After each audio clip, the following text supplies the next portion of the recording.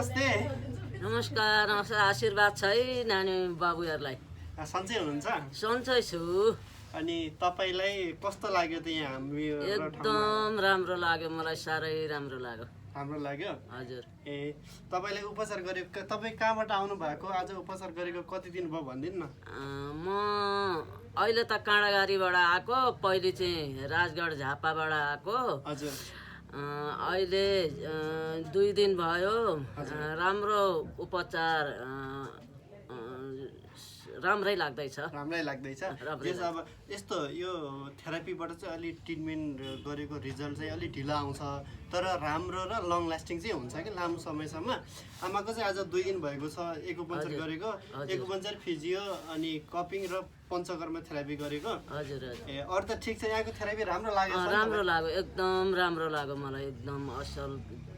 यस्तो हुँदै चल्दै जाओस्, बाबुहरूको राम्रो हुँदै जाओस्।